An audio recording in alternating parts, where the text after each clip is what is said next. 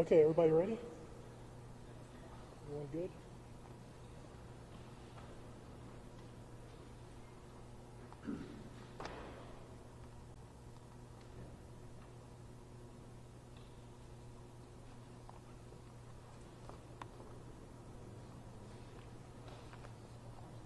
All right, good afternoon. We're here to give you an update on an officer-involved shooting that occurred in our city just after midnight this morning. So before I start, I want to just lay out a couple of things for you. There's going to be a lot of the investigative-centric questions that we will not be answering because the investigation is being led by the Texas Rangers. So any inquiries that are going to be specific to the investigation itself or the release of information or evidence related to the investigation, the criminal investigation, we're going to direct you to go through the Texas Department of Public Safety, okay? And we will answer a couple of questions at the end, but we're going to keep them limited, and I'll tell you whether or not we're going to talk about certain subjects. And most importantly, I just want you guys to know that we appreciate the media and everything that you have done for us today and how you have come together with the rest of our community in our time of need. So at about 12:02 this morning, just after midnight, one of our officers conducted a traffic stop on the 1800 block of West University Avenue. The traffic stop was for defective equipment and for an expired registration. At some point in the interaction during the traffic stop, our second officer arrived on scene as a backup officer. Almost immediately when our second officer checked out on the radio saying he was with our first, he got back on the radio saying shots fired, and then a short time later saying officer down. So as you can imagine, things very rapidly happened. They developed very quickly.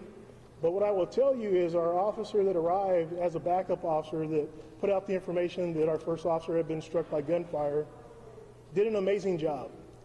We're talking about a one-year rookie that's been on the department, a young man, not to mention being young in this profession, and I will tell you that he exhibited all the qualities that we want out of our police officers. He was calm, he was professional, he spoke very clearly, he was putting out very pertinent information and calling for help. But most importantly, he immediately went to rendering aid to our fallen officer. And I think that's important to know because as we have police officers across this country that are being targeted, and not targeted in a physical sense, but targeted in the American policing sense, like we're a broken institution, I will tell you that that is wrong. We are not broken. We can, come together, and this is a perfect example of how our entire community, including you, the media, came together with us to help us throughout this day. So after the initial broadcast was put out that our officer had been struck by gunfire and was down, a suspect description was put out to include a license plate, make and model of a vehicle, as well as some very basic descriptors of the driver and the passenger and their direction of travel. In a span of 16 minutes, that description went from being broadcast locally in Denton to being broadcast regionally via our emergency communications dispatch. In the span, almost immediately when that broadcast went out regionally, an officer in Carrollton happened to look over and saw our suspect vehicle. Now, as he attempted to make a traffic stop on that vehicle, it led them on a small pursuit. Members of the Carrollton Police Department and some members of the Farmers Branch Police Department were involved in that pursuit, which lasted for a short time, and then both the driver and passenger were taken into custody without further incident. What we did find out when they were taken into custody that both of them were suffering from minor superficial gunshot wounds to their arms. They were subsequently transported to a local hospital, treated, released, and then booked into the Denton County Jail. And I'll identify both of them for you now. Our driver was identified as Michelle Stacy, a white female, date of birth August 28th of 1975, and our male passenger was identified as Antoine Pinkston, Pinkkston, and he is a black male born December 13th of 1985. Immediately after they were taken into custody, we had multiple crime scenes, as you can imagine, going on at this time. We are so blessed that we have a great cooperative working partnership with not just our local police departments like the University of North Texas and Texas Women's University, but also with Little Elm PD, with Corinth, and with really all of our partners in the Metroplex. They came to render assistance to us very quickly. We had offers from Little Elm PD to start taking calls in our jurisdiction, from Corinth to start taking calls, and then from all of them just asking us what we needed throughout the day. So I can't tell them thank you enough. After that broadcast was put out and aid was being rendered to our downed officer, members of the Denton Fire Department arrived on scene very quickly. Just over 3 minutes they were on scene. Our officer was assessed, loaded, and transported here for medical assistance. I can't thank the staff in the emergency department, in the ICU, and the trauma surgeons that performed surgery on our officer today at Med City for just the excellent care that they have provided him. And not just for him, but for every law enforcement officer that came here today, for our officer's immediate blood family, and for anyone that just wanted to come up and pass along their well wishes. So to Med City, we really want to say thank you on behalf of the members of the Denton Police Department. So as I spoke about earlier, both of those suspects, after they were detained, they were taken back to the Denton County Sheriff's Office, to their Criminal Investigations Division, where they were interviewed by the Texas Rangers. Antoine Pinkston was subsequently booked into the Denton County Jail for the charge of attempted capital murder of a peace officer, and he currently has a $5 million bond on him. The driver was booked into Denton County Jail for at this time a probation violation, but those charges could change at a later time. As you can understand, the investigation is still very early on going. There's still a lot of work to do, not just immediately at the crime scene, but there's a lot of follow-up investigation that needs to be done. I would ask that you continue to keep our officers in your thoughts and prayers, not just our two involved officers, but the officers of the Denton Police Department and all the surrounding agencies that came out to assist us today. So our officers that were involved, I will say that our officer that was struck and injured by gunfire, he is a 5-year veteran of the Denton Police Department, and he is being identified as Urban Rodriguez, Jr. Our officer that provided medical assistance and was also involved in the shooting, as in he was the officer that shot back at the suspects, he is a 1-year officer, and he is identified as Randy Cole. And as I started off with, Officer Cole exhibited tremendous courage, heroism, and just a calm, professional, steady hand to not just adequately render aid to Officer Rodriguez, but to calmly put out information, very vital information, that directly led to the apprehension of our suspects. I want to thank members of the Denton Fire Department. I want to thank our emergency telecommunicators, our dispatchers. They have an incredibly tough job. They get to hear trauma every day, but very rarely do they ever get recognized for the things that they do behind the radio. So it's very important to me that we recognize them.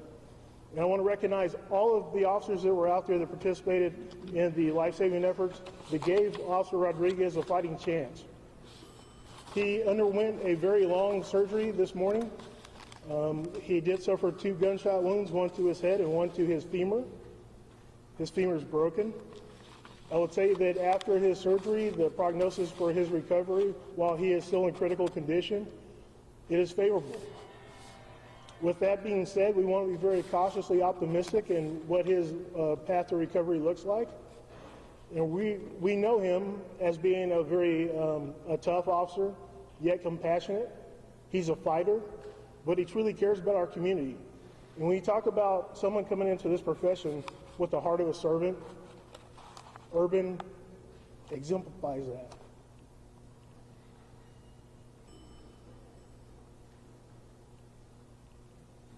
So, not just for you there and for the audience watching, but really important for the police officers watching and for chiefs of police that are watching, never forget why you took the oath, never forget the privilege you have of wearing this badge.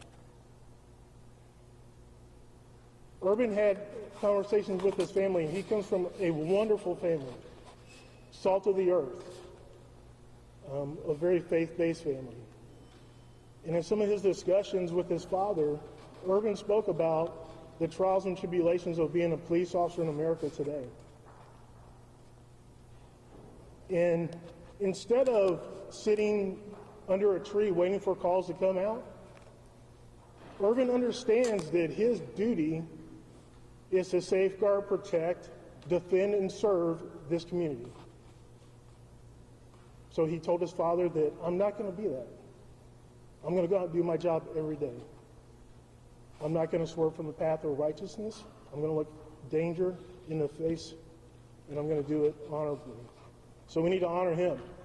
I would ask that you please respect the family's privacy. As you can imagine, they're going through an extremely traumatic time right now that we'll have to deal with. So please, I will ask the members of the media to respect that. And with that, I'll open up to any questions that you have before I let the mayor and the city manager, if they want to come up. Chief, are you saying that Kingston is the person who fired at your officer? And can you please clarify as to how the shooting initiated?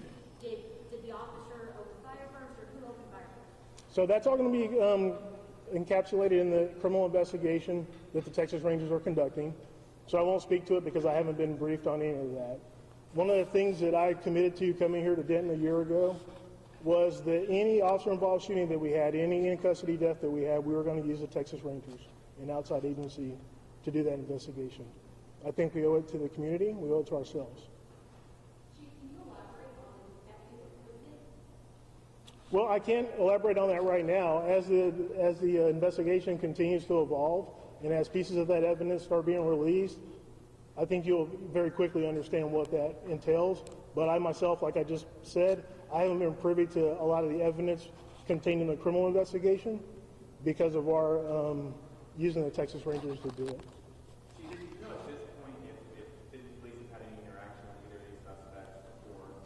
So we do know we had some interaction with our driver in the past here locally. With our suspected shooter, we did not have a lot of history with him, but I will tell you that both of them had a very extensive criminal history overall. Did you know if they found any drugs or anything else illegal in the suspect's car, or what the motive for this might have been? Yeah, right now we have no idea what the motive might have been for this, and I do not have any information about what may have been seized out of the vehicle at this time because the Rangers were executing a search warrant on the car. So if no more questions for me, I'll offer up the Mayor Chris Watts and City Manager Todd Heilman if they would like to say a few words. I'll keep it brief. I just ask the community to keep the family in their thoughts and prayers, and Officer Cole in your thoughts and prayers, and also the extended family of the men and women of the Denton Police Department. For they go out every day and they've made a commitment to keep us safe. And they do it without regard to their personal safety, and I cannot say enough about what they do for our community and what all law enforcement officers do for their respective communities. I also just want to thank so much our first responders who responded, I believe it was in 3 minutes. They got there in 3 minutes to render aid and to transport. I just ask this community to surround this family with love, to give them privacy, and to surround our first responders with love, to just reassure them of your support and that you're here for them however they may need us. Thank you, Chief. Chief, can you speak, sir? I know that you were out of town when you received that call. What was that like for you, Chief? And talk about how your other officers are doing right now. We saw a lot of them at the hospital. Right. You know, one of the most amazing things about being in the city of Denton is not just the police department, but the community by large really rallies together in times of crisis. We saw that today. You see our city manager, you see council members, you see our mayor standing side by side with us. The call that I got this morning is a call that no chief wants to get. Chief, you said that the condition of the officers is favorable. Can you kind of elaborate on that and what kind of his path forward was? Yeah, so he's still critical, but stable. He has a long path to recovery, but I am keeping every faith in my heart that he will pull through. He's a fighter, And I have no reason to believe that Urban won't come back bigger and better than he was before.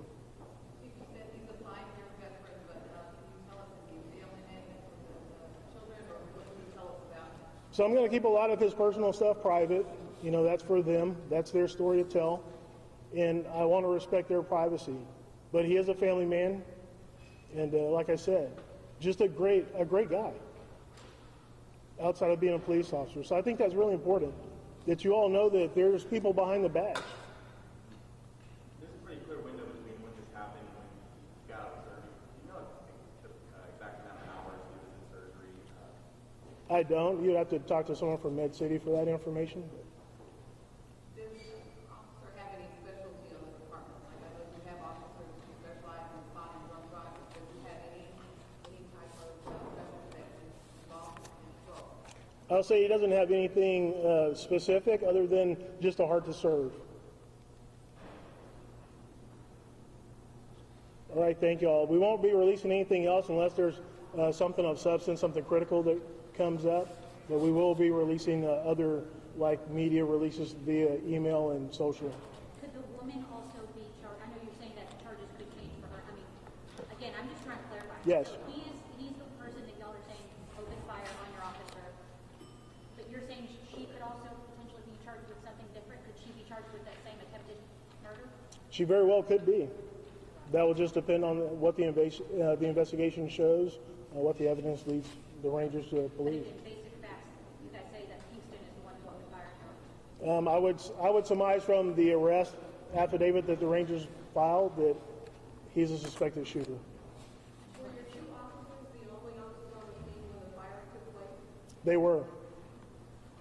But they were in 2 different cars, sir? Yes. Okay. Yeah. He just came up. He just happened to come up at the right time, thank goodness. All right? Thank you guys very much. I appreciate it.